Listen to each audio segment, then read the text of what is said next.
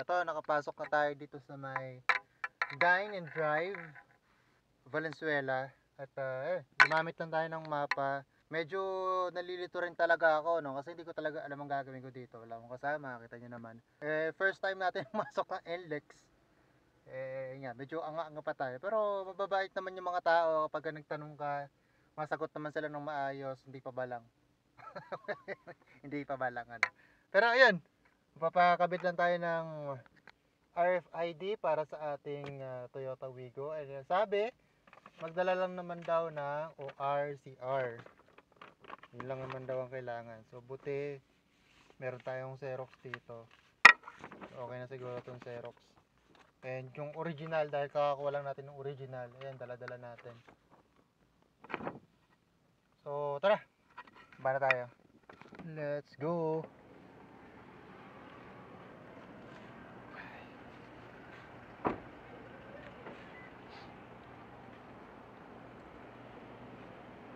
Ayan, dito tayo, NLEX.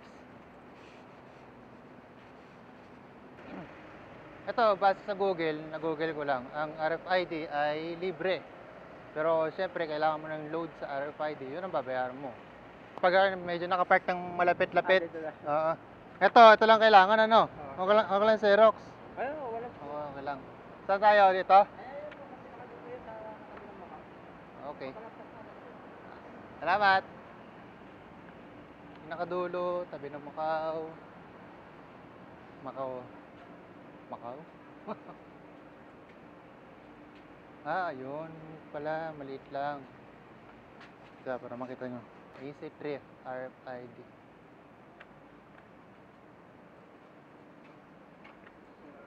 Ay, ceremony ko. Okay lang, may camera ako. Tanggalin ko lang. Pagpasok ko doon, sa loob ng office, wala naman actually, walang tao. Wala talagang masyadong tao. Hindi, napakabilis lang. Sasabihin mo lang syempre na papa-install ka. Tatawagin ka naman at parang may konting tanong lang. Kailangan lang naman talaga nila yung ORCR tapos ID. And syempre siguro naman madalas may dala tayong ID, ano, kasi may mga lisensya tayo. So pwede natin yun ang i-present. So pagkabigay na nun, yan, napakabilis lang. Tatanungin ka na lang kung magkano ang ilo-load mo. Sa akin kasi, hindi ko na natanong kung magkano minimum kasi sa akin, pinaload ko na 1,000 para kahit paano kung kulangan man, hindi ko alam. Kaya at least, di ba? Kung may sobra, pwede naman magamit sa susunod na araw yun. So, yun lang. Dapat din na hinubad boss yung nagawa sa loob. Medyo naiya ako kasi baka hindi po pwede eh. Iingat din ako. Na-promote kami. Walang problema. Pagkasi, since ito naman talaga yung pinuntahan ko, mababanggit naman yun. Ano ba pangalan nyo, boss? Job sir, Gabi. Gabi, okay. Nandito lang sa gilid dito. Kanina, puno eh. Ang daming sasakyan eh. Ano ang ginagawa niyong vlog sir for mga travel? Actually, nagmumotor talaga ako. And then, Motovlog? oo, first time kong magkaroon ako, yung Wigo. Sabi katabi. Kaya tinry niyo naman. Oo, first time ko rin first time ko mag-4 wheels din kasi. Kaya wala akong idea sa Hindi pa ganong pamilya. Oo, hindi pa ako ganong pamilyar eh. Medyo anga-anga pa ako eh.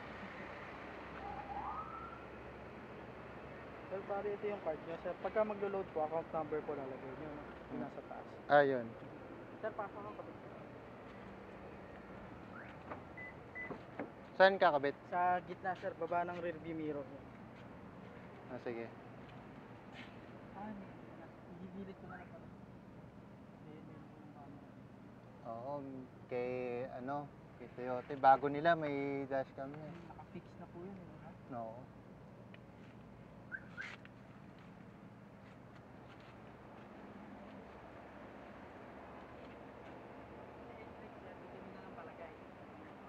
Okay. Okay na sir. Okay na yan. Opo, okay na po. Salamat sir. Yan, may RFID na. Ganun lang, mabilis lang pala, no?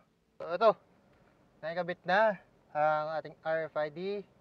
Sabi kanina, may ilan pa na hindi pa pwede, katulad nung sa T-Flex daw. Well, actually, pwede nyo naman i-google eh. Pero nakalimutan ko lang dahil sa dami at di pa ako talagang pamilyar sa iba na NLEX or ano ba tawag nila doon. Pero isang naalala ko doon, SLEX, hindi pa pwede.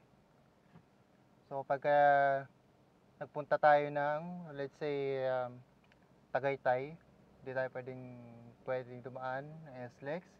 Tapos Skyway, hindi pwede to. Pero may ilan naman na pwede kayo magpa-install ng bagong RFID para doon. Si Sir Gabi yung nag-install sa atin. So maraming salamat kay Sir Gab.